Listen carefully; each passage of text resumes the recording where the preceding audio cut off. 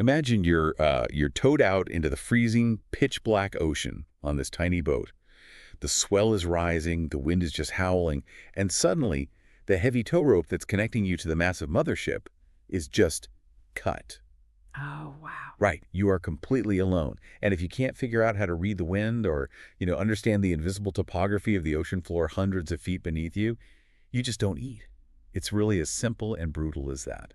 So welcome back, the learner, to another deep dive. It is a terrifying scenario, honestly. But to the author of our source material today, that exact scenario isn't just some extreme survival test. It is actually the ultimate required training ground for global leadership. Exactly. I mean, we usually picture the path to global leadership taking place in, like, Ivy League universities or corporate boardrooms or those climate-controlled strategy meetings. But today, we are exploring a completely different paradigm. Yeah, and to give you the necessary context, our source material today comes from excerpts of a text called Leadership and Legacy in the Coming Oceanic Era, and this is actually found within the autobiography of Reverend Sun Myung Moon. Right. Now, before we dive into the deep end, I really want to clearly establish the tone for you, the listener, because this material touches on some deep political, historical, and ideological themes. Huh? So our mission today is absolutely not to endorse or take sides on any of the author's broader theology or politics. Yeah, we're keeping it strictly analytical. Exactly. Instead, we are just here to impartially unpack the fascinating mental models presented in this specific text, examining how the author draws a direct line from the brutal, unforgiving realities of the natural world to human leadership and global influence. Okay, let's unpack this. Yeah. Because the central premise is that the oceans are the ultimate central point for bringing the entire world together. Yeah. But you can't just, claim the ocean from a comfy desk. No, definitely not. To earn it, you have to be trained to live on it with the exact same ease that you live on dry land.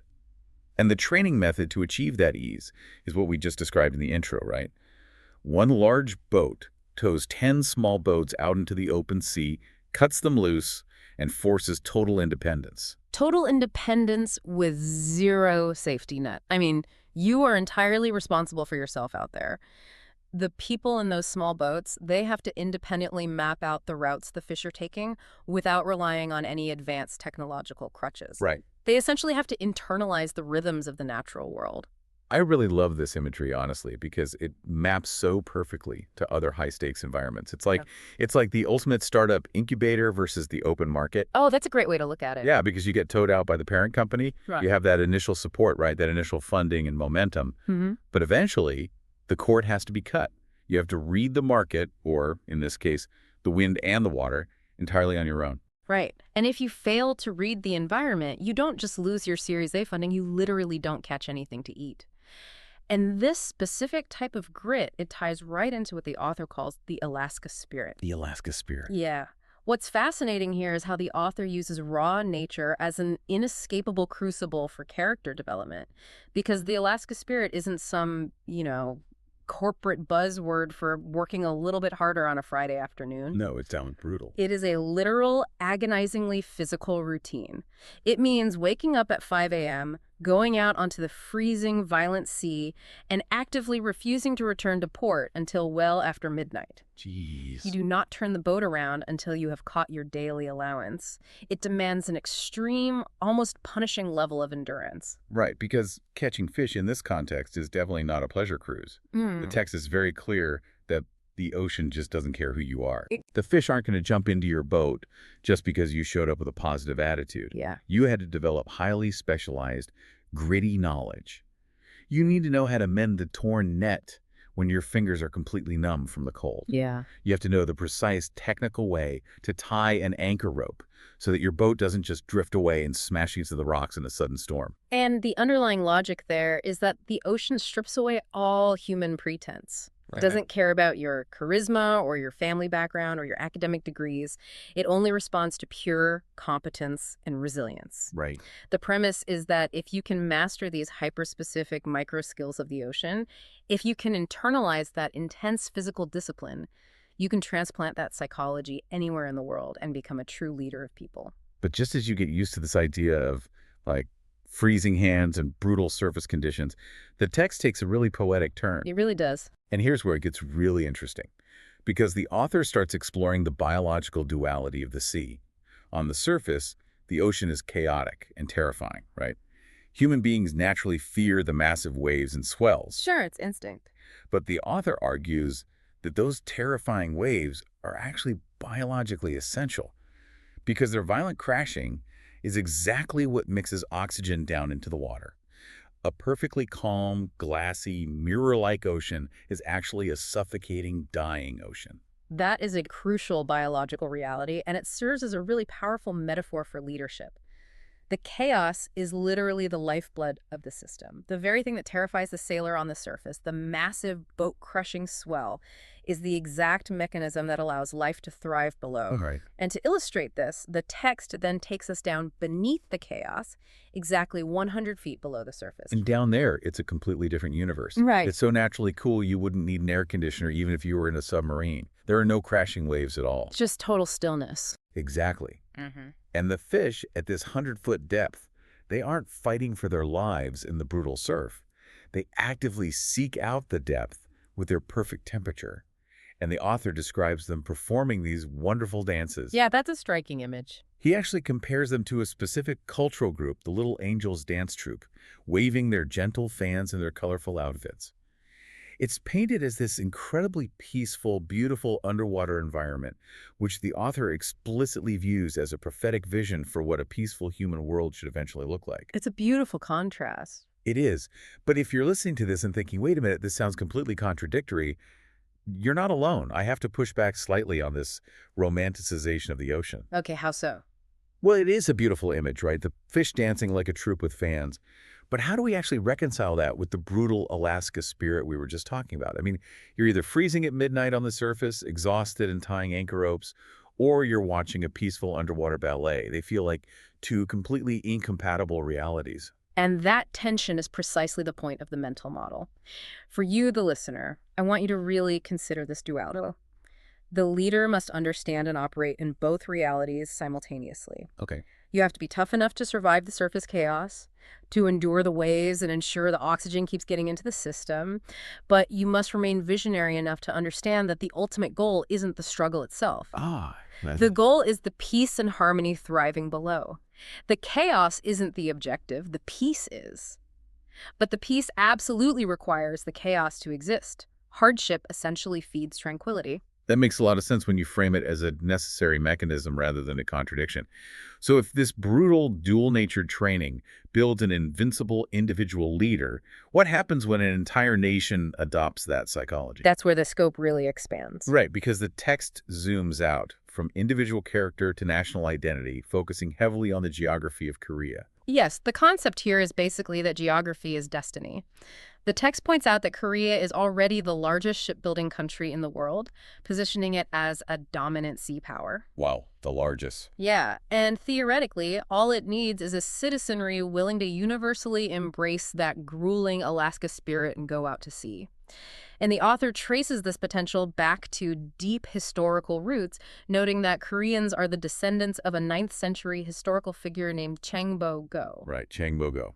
For those who might not know, he was essentially the ocean king of his era. He really was. He ran this massive international maritime trading business that dominated the seas between Korea, Japan, and China.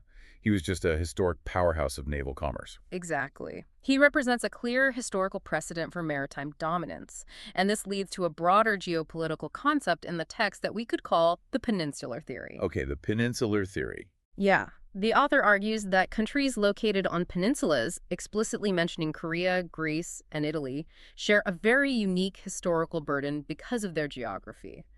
Throughout history, they were constantly squeezed.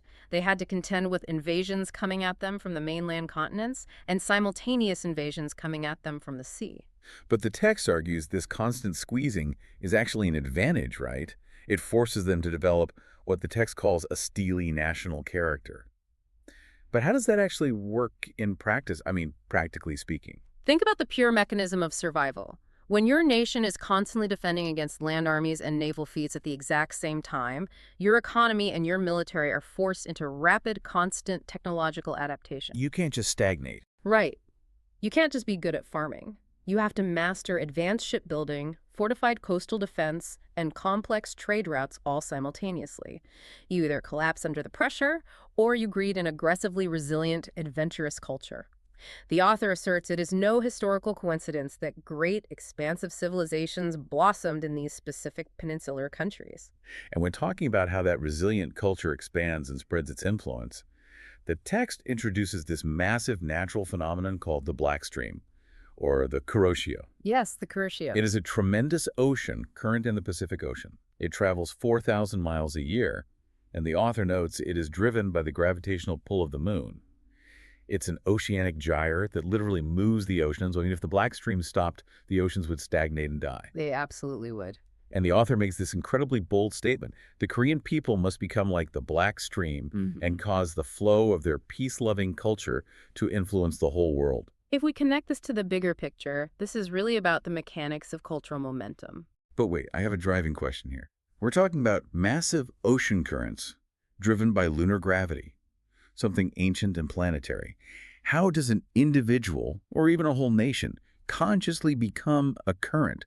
Isn't an ocean current the exact definition of something entirely out of human control? It's a fantastic question because it challenges the scale of the metaphor. Think of it like gravity in pop culture or a massive economic trend. A current doesn't declare war on the surrounding water, right? It doesn't fight the ocean. Okay. Instead, it just moves with so much concentrated mass and momentum that the surrounding water is naturally forced to draft behind it. By exporting a unified, culturally rich, and peaceful identity, the author believes a people can create a geopolitical drafting effect. You create a gravitational pull of your own, drawing the rest of the world along with your momentum, just as the Kuroshio drives the Pacific. Okay, so it's about shifting from localized, aggressive effort to becoming a systemic, irresistible force. But a grand moon-driven cultural current can't just exist in the abstract. It has to originate from a physical epicenter. Yes, it needs a starting point. And the text immediately pivots from these sweeping global currents to a hyper-specific stretch of the Korean coast, specifically the southern areas of Yeosu and Suncheon. This is where the sweeping vision touches the mud, so to speak. The author identifies this exact region as the future center of a new Pacific civilization. And what's really striking about this choice is the intense paradox of the location. The paradox is wild. On one hand, you have this staggering natural abundance. The text describes tranquil, mirror-like seas, the famous reed beds of Suncheon Bay, and a beautiful Korea coast. And for those unfamiliar, Aria Coast. Yeah, it's a deeply indented shoreline, essentially submerged river valleys that create these perfect, jagged natural harbors. The waters there are just full of life. Abalone, brown seaweed, cockles, and small octopus hiding in the tidal flats. It sounds like an absolute ecological paradise. But that natural bounty is layered directly over deep, centuries-old historical pain. This exact tranquil sea is where Admiral Yi Sun-shin dealt a massive naval defeat to the Japanese in the late 1500s, and it's also the exact waters where he died in battle. Wow, okay. Plus, Yeosu itself is the geographical meeting point of the Yeongnam and Honam regions, which have their own long-standing domestic political tensions. Furthermore, the area sits at the foothills of Mount Jiri, which the text explicitly notes as the rugged site where leftists and rightists fought each other bitterly in guerrilla conflicts following the Korean War. The author actually says the land is literally imbued with the pain of our people. And what fascinated me is how the author went about understanding this pain. Because he didn't just look at a topographical map in a boardroom in Seoul, he did extreme boots-on-the-ground research. But unbelievably extreme. Right. He moved to Geoman Island for several months. He slept in humble, drafty inns. He didn't consult political scientists or urban planners. He consulted the local farmers and fishers who had lived there for decades, actually calling them his teachers. He used his eyes and his feet. He immersed himself completely. He learned what specific nets are required to catch specific fish in which specific rocky cove. He learned what trees grew on the sides of the mountains. It's so detailed. He even tracked down the community details to the point of knowing exactly which home on the island housed an old man living all alone after having suffered a stroke. And I have to pause here because this juxtaposition is genuinely jarring for the listener. 1 minute we are talking about grand global currents driven by the moon, the historical destiny of peninsular nations, and the next. We are talking about knowing exactly which small octopus lives in the mudflats and checking on a specific elderly stroke victim in a tiny village. Why is this hyper-micro-level detail so important to someone trying to build a macro-level global movement? Because it reveals the absolute core of his leadership model. True, sweeping vision requires total empathetic immersion in the granular details of the environment and the people. You cannot lead a geography if you don't intimately know the biology of its mudflats and the specific daily suffering of its most vulnerable residents. The macro depends on the micro. Completely. Without that grounded empathy, a global vision is just a sterile, dangerous theory. That empathy is highlighted by a really touching anecdote in the text, too. After finishing his studies on the island, the author takes the local village mayor, who had been his primary teacher regarding the local waters, and flies him all the way to Alaska. That's amazing. It was a reciprocal trip. He wanted to return the favor by taking the mayor fishing in Alaska and teaching him about Alaskan fish and the currents there. It's this profound belief that knowledge must be shared across the globe to be truly valid. It's the closing of a loop, really. The student becomes the teacher, bridging the local Korean village with the harsh Alaskan frontier we discussed at the very beginning. And this hyper-local immersion was actually the prerequisite for a massive, highly unexpected infrastructure leap. Which brings us to the master plan, because the obvious question is, how does all this geographical theory, the gritty Alaska spirit and this local empathy actually scale into the 21st century? Well, the text outlines a pivot that I guarantee no one sees coming. It's quite the jump. First, it scales up through the 2012 Yeosu Expo, which was an international maritime exposition. The author ranks the importance of this event right alongside the Olympics and the World Cup, noting it successfully brought 154 member countries from the BIE to this specific coastal area. The author uses a great visual analogy to explain the impact of this expo. He asks if you've ever looked up at a summer sky and seen clouds moving at amazing speeds. Once clouds catch the wind, they just fly effortlessly over mountains and oceans. Yeah. He compares the expo to heavenly fortune, the world's attention, technology, and culture acting as a wind, blowing straight toward Yeosu and the Korean peninsula. And to capitalize on that massive influx of global attention, the text outlines what it calls the condominium plan. The idea is to connect all these southern islands with a network of bridges and build massive condominiums. Sure. But not for luxury vacations or standard tourism. No, not at all. The stated purpose is for global boat lovers, from America, Germany, Japan, Brazil, Africa, to come, fish on different boats during the day, but stay in the exact same condominiums at night. The goal is to physically prove that humanity is one family by forcing them to live and work the ocean together. Yes. Now, I have to push back here. Wait, so the plan for achieving world peace is a real estate development. How does sharing a condo and a fishing boat actually solve centuries of entrenched geopolitics and historical grievances? It sounds overly simple on the surface, I know, but it's essentially a geopolitical social experiment disguised as real estate development. Oh, I see. The logic is that if you put people from historically opposed nations into the crucible of the ocean, remember that Alaska spirit where the ocean doesn't care about your nationality, only your competence, and then force them to share domestic space, the shared struggle against nature supersedes their political differences. So what does this all mean? Because if you thought the condo plan was a leap, this is where I openly express my absolute astonishment. The text suddenly declares that the Oceanic Era is actually synonymous with the era of outer space. Yep, there it is. The author casually reveals he is preparing an aeronautic industrial park in Gimpo, in Gyeonggi Province, to produce world-famous Sikorsky helicopters bearing the Korean Tagos mark to fly all over the world. Wait. We went from freezing our hands tying anchor ropes on tiny small boats to studying small octopuses in the mud to manufacturing Sikorsky helicopters for outer space. How on earth do we make that leap? This raises an important question about the author's underlying timeline of human expansion. If we synthesize everything we've discussed today, the leap to aerospace actually follows a strict, unbroken logic. Really? Yes. For the author, the ocean isn't the final destination. Yes, it is the ultimate frontier of the Earth, but mastering it is merely the prerequisite training for the next frontier. And why helicopters specifically? Think about the vertical duality we discussed earlier. Oh, the surface versus the depths. Exactly. The helicopter moves vertically, ascending from the chaotic surface into the peaceful sky, mirroring the dive from the chaotic waves to the peaceful ocean floor. Oh, wow. So it's a vertical mastery of the environment. Precisely. The discipline, the steely character, the Alaska spirit required to survive the crashing waves, that is the exact same psychological character required to master the skies and, eventually, the vacuum of space. It's a continuum of human expansion. You simply cannot build the helicopter, let alone the spaceship, if you haven't first learned the patience and grit required to mend the fishing net. It is a wild, sweeping continuum. And that brings us to the core value for you, the learner, as we wrap up this deep dive. The big takeaway from this text isn't just about the mechanics of fishing or the logistics of building helicopters. No, it's much bigger than that. It's about the immense power of synthesizing opposites. It's about blending that grueling, gritty endurance, that Alaska spirit where you refuse to quit until midnight, with a deep, philosophical appreciation for the peaceful mechanics of nature, like the fish dancing 100 feet below. And it's about recognizing that true global or even aerospace ambitions must remain deeply, inextricably tethered to hyperlocal empathy. You have to understand the massive lunar-driven global currents, absolutely. Right. But to wield that understanding, you also have to know the village mayor, the local tides, and the elderly stroke victim living alone on the island. So I want you to think about your own life, your own career, or your own massive projects right now.